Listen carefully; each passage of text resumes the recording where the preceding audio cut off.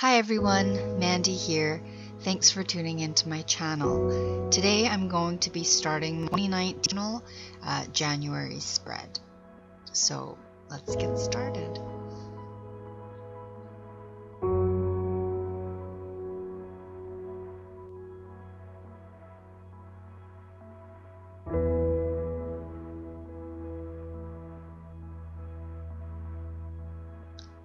Alright, so this year we're starting off with an index. This is lettering that I saw on Pinterest a while ago when I first started bullet journaling last year, and I really like the look of it, so I'm doing the same thing this year. I think it will be a very telling year this year if I'm going to be including indexes in journals to come. I don't really find that I use it very often. It kind of just goes unused. I much prefer to kind of flip through my journal page to page, so we'll see how much I use it this year, and if I don't, then I'm probably going to get rid of it for the next. That's my favorite part about bullet journaling is, you know, you keep what you use and you discard what you don't. Yeah, so for the lettering here, I'm using Crayola Supertips gray, about a medium gray color, and I just outline and color in all the lettering. And with a darker Crayola Supertip, I'm doing shadow lines on the right side, and then highlighting the inside of the lettering with a Uniball Signo DX white pen. All the supplies that I'm using I will link in the description below.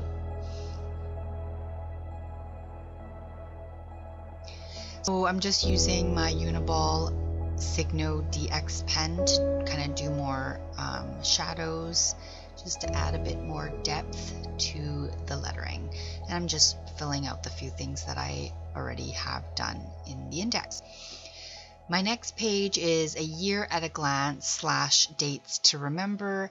My year at a glance is just a yearly calendar on the left side, and dates to remember on the right. I just have the months of the year, and then I just write things, dates that I need to remember, and birthdays and stuff like that.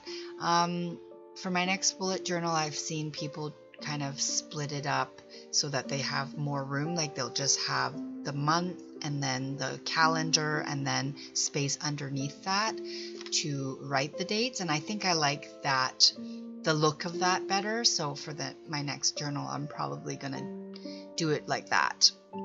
But for this one, this is how I do it. I find having calendars very useful, obviously. So yeah, super easy one to do. But yeah, a little bit tedious to write out all the numbers, and I've made mistakes before, but I just do another one. That's the part about bullet journaling that I love the most, is you either make mistakes, learn to embrace those mistakes and live with it, or you just think of creative ways to fix them. And yeah, it's very close to how you should live your life. How deep am I?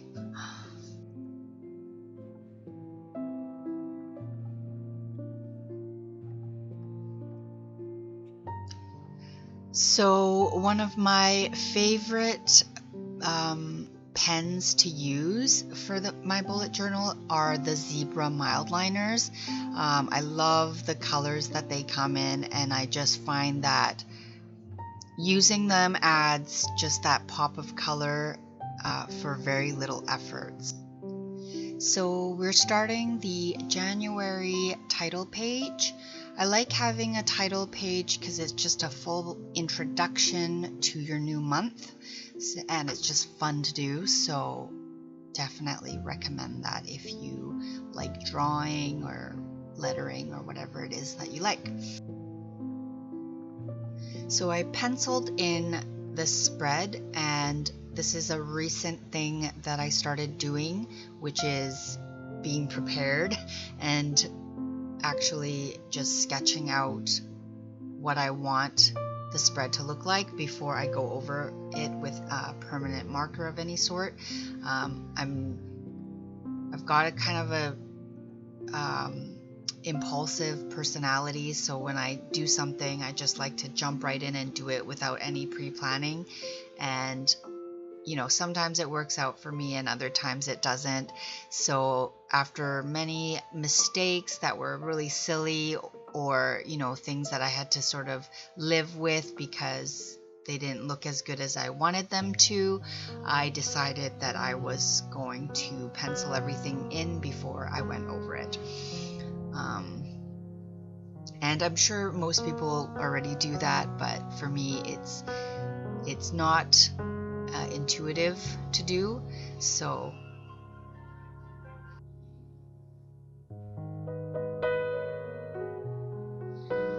I picked up watercolor paints a few months ago because it seemed like everybody does watercolor in their bullet journals, and I thought I'd give it a try. I paint with acrylic, so I figured it would be, you know, not similar, but you know, that I could do it no problem. Anyways, definitely a learning curve, just like everything. But now that I've done it a few times, I really enjoy watercoloring, and I love watercoloring in my bullet journal because I love how the pages turn crispy, the texture of it, everything about it. I just love it. So yeah, if your journal can withstand watercolor, I would say go for it. It's so fun. So I'm just going to let the video run for a bit while I just finish up the watercolor here, and I'll be right back.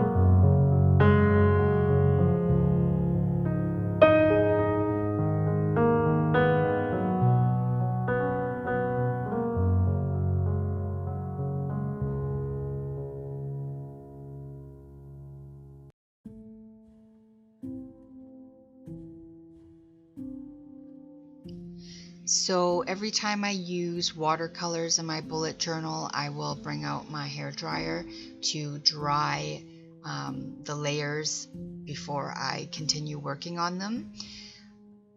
And it just speeds up the process and helps ensure that you're not going to be smudging or anything like that. Although you will quickly see in this clip that although I did dry it with a hair dryer, when I turned the page it actually stuck together and ripped the page a little bit, so I had to go back and fix everything, which is always super disappointing and annoying. But I think it has to do with the fact that I did use a hair dryer, which produces heat, and did dry everything properly. Anyways, lesson learned, and I'm either going to put a page between any pages that I had put watercolor on, or just dry it a little bit longer or wait a little bit before I actually turn the page. So here is the part that I did that, and now I'm just fixing it up. So for the lettering, I used the Tombow brush pens and a little bit of watercolor paint, and then I went over everything with a Sakura Micron black pen, and it just makes everything pop.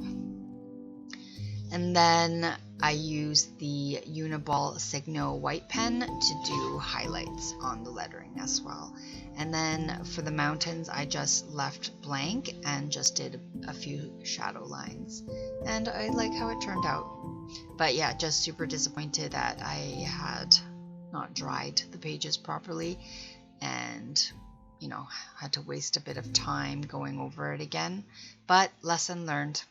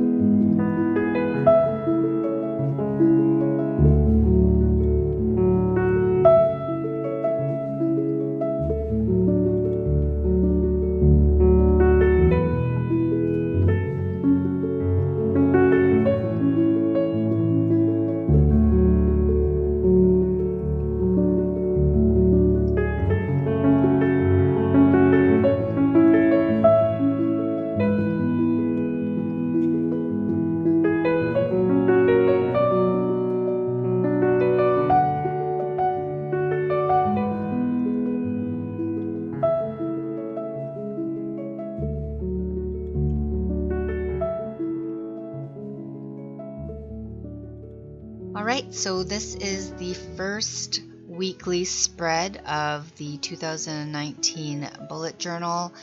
I'm doing a really simple box design, picture in the middle. I'm going to fill it in with watercolor and use brush pens and Faber Castell, I don't know if I'm saying that correctly, pens to outline the outside. So for me, I like having weeklies. That works for me the best. And so I basically use weeklies, and I have a few things that I like to track, like a few habit trackers, a few collections, nothing too elaborate for me on that regard. This year I'm going to try something different. Last year I kind of had the collections and habit trackers all over, and they were always different, and I didn't really like that setup because I'd want to fill all my trackers or whatever it was all at the same time, and then I had to flip from place to place, and I didn't really like that. So this year I'm going to put everything collection wise in the middle of my bullet journal. So when I go to like the first page of whatever collection I have, then I can just flip to the next page and the next, and however many trackers that I have for that, they'll all be together. So I'm gonna do 6 months and then have all my collections and then finish the rest of the year behind that. So we'll see how that works out. But I'm going to have all my weeklies for the month, and then I'm gonna do a habit tracker for that month and a monthly recap for that month as well. So that's how all the weeklies will be separated. So everybody has sort of a different preference of what they use depending on how busy your life is or just how you like to plan things out.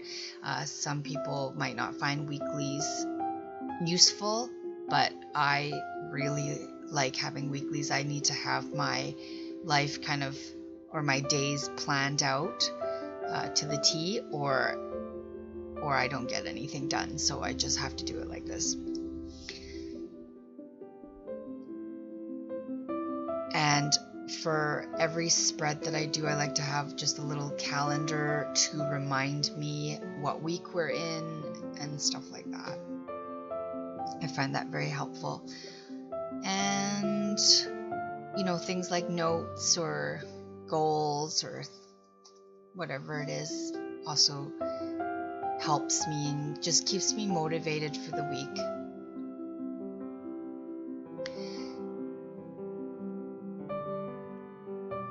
So after my watercoloring, I'm going to do in the trees, and at first I used the Micron, but I found going over the drying watercolor, it wasn't, the ink wasn't coming out properly, so I will end up switching to a brush pen, which actually made life a lot easier.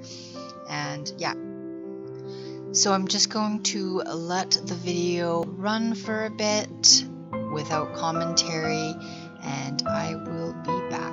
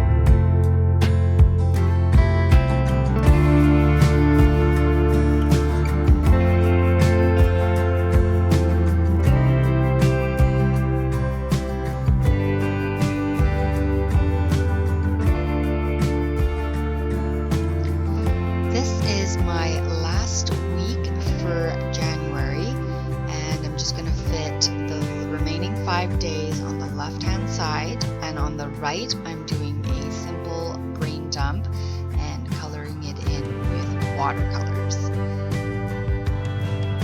The next page will be the last spread of the month, and it will have a very, very simple habit tracker for January and a monthly recap, which is something new that I'm trying out this year. And that's it. Thank you very much for watching. Please hit that like and subscribe button. And if you're interested in my next month's spreads, hit that notification bell to be notified. And have yourself a wonderful week, and I hope to see you again soon.